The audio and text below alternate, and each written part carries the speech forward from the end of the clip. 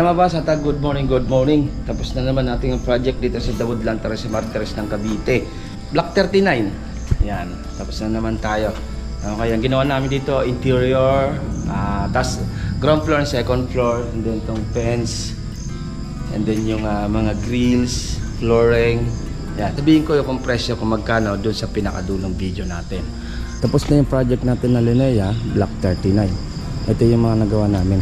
Yan, meron tayong field light, strip light. Yan, meron tayo. Maliwanag yan pagdating sa gabi. Meron tayong TV console dito. Nasa client naman kung palalagyan na nila ng floated, din cabinet. Nasa kanya. Ito yun naman may post dito, dalawa, isa dito at saka sa doon. Kaya concrete to. Meron naman tayo ditong storage room. Ating CR. Yan, hindi na pinarenovate ni client yung CR niya. Yan, dati na rin naman to. Wala naman kami na lang. Nagkabit lang kami ng ilaw. Yan o. Chandelier. Yan din tayo. Dito mo tayo sa CR. Sa CR hindi rin pinarenovate ni client.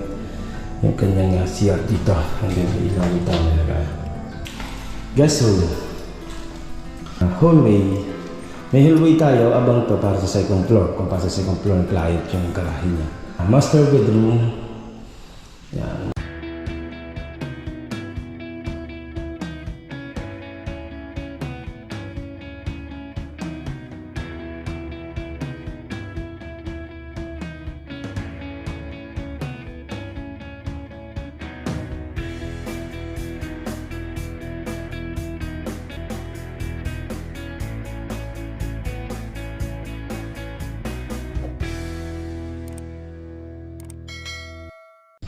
Mabasa ta, good morning, good morning. Tapos na naman natin yung project dito sa Dawood Lantares Martires ng Cavite. Block 39. Yan, tapos na naman tayo. Okay, ang ginawa namin dito, interior, tas ground floor and second floor, and then tong fence, and then yung mga grills, flooring. Yan, sabihin ko yung presyo kung magkano doon sa pinakadulong video natin. Okay, samahan niyo ako. Check na natin itong unit na napinis namin ng Linea Block 39. Dito yan sa Dawood Lantares Martires ng Cavite. Para magkaka-idea kayo kung ano yung mga napinis sa presyo na binigay ni client. Okay, tara mga boss, samahan niyo ako. Check na natin. Let's go. Mga boss, good morning, good morning. Dawood Lantares Martires tayo ng Cavite. Tapos na yung project natin na Linea Block 39. Ito yung mga nagawa namin. Okay, tutur ko kayo mga boss. At finish na ng project. Plant box tayo, binuhusan lang natin ng concrete or precast na dos lang ang kapal. Ayan, tiles din yung poste, and then WPC naman yung ating sa gate. Ayan, kakabitan pa naman itong mga ilaw. Ayan, mga ilaw pa naman yung para sa wall. And then ito, WPC din. At stainless handle lang nilagay natin. Ayan, plant box din naman, pwede lagyan ng paso dito. Doon, same lang din doon sa kabila. Okay, and then check natin naman dito. Nakabitan na namin ng grills. May grills na tayo. Yan, nakabit na ng grills, and then ito finish na rin. Okay, yan, ay mga ilaw na lang naman ang kukulangan yan. Nakabit na lang naman yan. At ito finish PPR5 para sa ano yan, abang na natin ng tubig dito. Pero kung paparenovate ni client yung CR, abang na lang din naman yan dyan sa gilid. Okay, finish na tayo. Ayos na yung ating fence. Okay, and then ito kabit na rin ang grills. Ito sliding naman. Yan, kabit na rin yung sliding nya. Okay na, pininturahan na rin natin ito. And then dito naman sa ano nya, fence na sa likod. Ayan, 2 meters lang. Nag-add tayo ng mga 2 feet na steel matting. Hindi mataas-taas na siya. Okay, and then to meron din naman siyang grills din. Ayan, then may grills din naman abang tayo para sa aircon. Meron na rin dyan. Okay, and then to na flooringan na rin. Ayan, malawak siya na flooringan. Bubong na lang ang palalagyan ni client dito. Okay, flooringan na. Tapos na naman tayo sa ating project dito sa Cavite. Ito yung unang project na na-finish natin. At ito matagal na rin naman na-finish namin itong interior. Pinahabol na lang man ni client tong fence, and then itong grills natin pinahabol na for safe.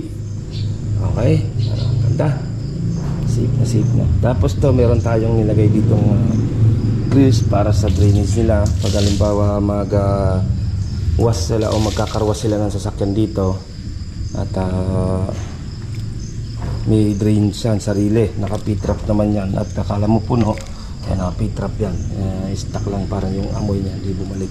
Naka-prepare naman to para sa tiles. Yan, yung gate natin to naka-prepare din para sa tiles din natin. Okay, yan, tuturo ko kayo sa interior. Ito dito lang naman, oh, ganda ng finish natin. Tuwid na tuwid yung ating groove, malinis ang pagkagawa pati sa gate natin. Yan, ito ay matagal na rin na natapos yung gate natin. Hindi ko sure kung mag-2 buwan na siguro. Ito hinabol lang naman ni client to. Yan, tapos dagdag na naman tayo doon ng steel matting. Yan. Okay na. And then to, may konting pinapunasan lang tayo sa loob. Check natin tong ground floor.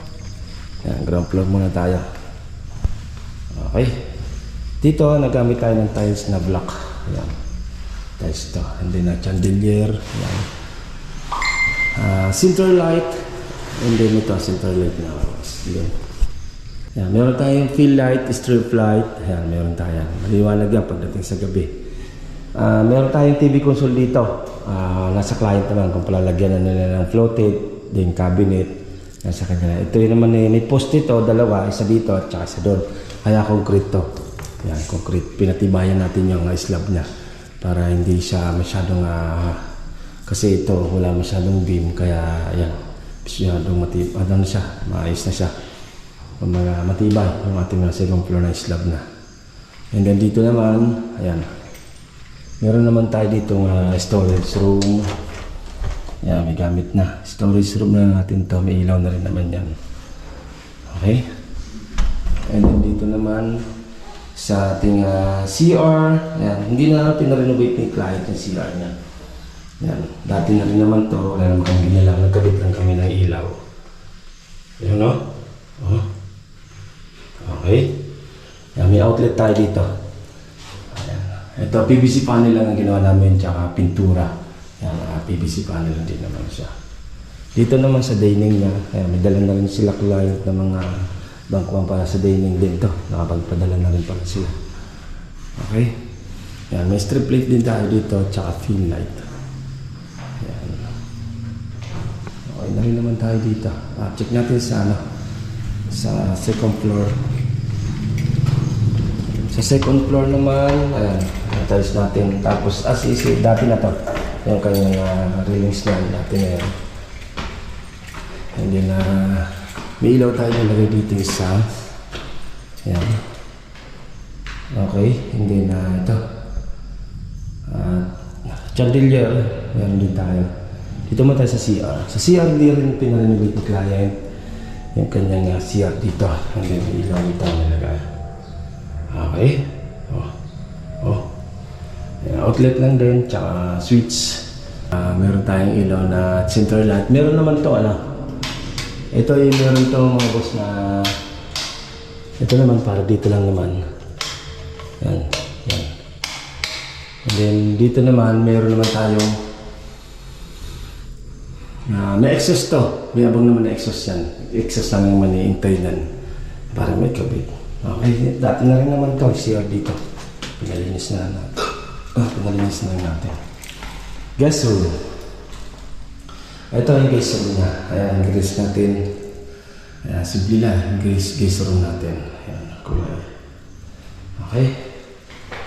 And then dito naman sa ating hallway. May hallway tayo, abang to para sa second floor. Kung para sa second floor ng client yung garahe niya. May isang ilaw din tayo nilagay. And then ito naman yung kanyang master bedroom.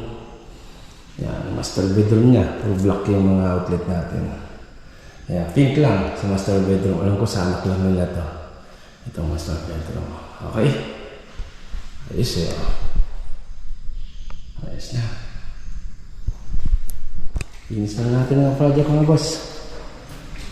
Okay na. Oh. Finish project na naman. Hindi dito, meron tayo per exit dyan. Tsaka doon sa isang guest room.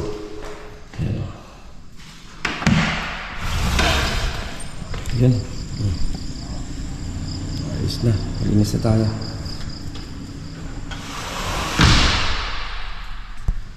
Okay. Finish project tayo ng Block 39, The Woodland Terrace Martires ng Cavite. Kaya mga boss, ito po yung finish namin project ng The Woodland Terrace Martires ng Cavite. Itong linear ng Block 39 ng 100 square meter lot area. Ayan, okay. And then finish na tayo. Ito yung kauna-unang finish namin ng project dito sa Cavite. And then meron naman tayong project dito na Jasmine, Block 51 naman. Okay, kung may katanungan kayo, pwede nyo akong message sa J. Oragon Facebook page. Ayan, message nyo ako doon, same lang din ang profile picture. Same lang din naman ang profile picture ng, dito sa YouTube and then sa Facebook page. Okay? And then, inquire lang kayo, magtanong lang kayo sa message lang kayo kung may katanungan kayo. Okay, ang nagastos po nito ni client, bigay po sa akin, hinihingi ko po sa client kung magkano lahat ng binitawan nila kasama ang floor plan at lahat po dito sa kanilang unit. Umabot po ng 1 milyon o 1,010,000 pesos ang inabot po nila dito na gastos. Yan po yung binigay ni client dito sa kanila para magkaroon po ng idea. Kasama po yung fence and then kasama po yung mga grills. Yan. Kasama na po yan. And then TV kuso, lahat po storage room. And then wala lang ginawa namin dito yung renovate ng CR, taas at baba. At least magka-idea kayo kung magkano inabot. Yan, nabot po yung halos sa 1 milyon. Okay, shout out kay ma'am at kay sir. Galing pa silang, alam ko, Pranyake pa sila. Nagtiwala sa team ng J. Oragon. Alam ko, ginawa namin to February, March. Parang March ang bilang siguro, no? March, April, May, June, July, August, September. Ayan, parang 7 months. Siyempre, hindi naman nila dali. Gawa ng yung patigil-tigil, lalo sa labas kami, hindi naman namin napupukusan gawa ng naulan, ayan. Tapos sunod, ipon ulit ng konti para gawin yung ibang part, ayan. Utay-utay lang. At least natapos na rin naman ito ng client. Kung gustuin, kaya namin tapusin ito ng 3 months to 4 months hanggang 5 months. Conforme sa ipapagawa lang naman. Okay, hanggang dito na lang mga boss at ingat-ingat tayo. Maraming salamat sa client na nagtiwala sa team ng J. Oragon. Naka-finish na naman kami ng aming project dito sa Cavite o The Woodland Terrace Martires ng Cavite. Ingat-ingat tayo mga boss. Sa ibang project pa naman, ibisitahin ko, i-upload ko para may update po. May update kami para sa inyo na napapanood nyo yung bawat project namin. Inquire lang po kayo, message na kayo sa Facebook page, J. Oragon Vlog. Okay, ingat-ingat tayo mga boss. Hanggang dito na lang at bye-bye. Ito pong J. Oragon Vlog, napakaganda po ng channel na ito, no? Tungkol po ito sa construction. Actual construction po ang channel na ito, no? Pag pinanood nyo po ito, panalo po kayo sa channel na ito. Napakaganda po ng mga video niya. Lalo na pong magaganda, no? Yung mga iba't ibang design niya. Kakaiba po yung mga iba't ibang design niya sa mga kisame. Subukan nyo pong panoorin J. Oragon Vlog na ito. Matutuwa po kayo pag pinanood nyo po yung mga video niya. Maraming salamat po.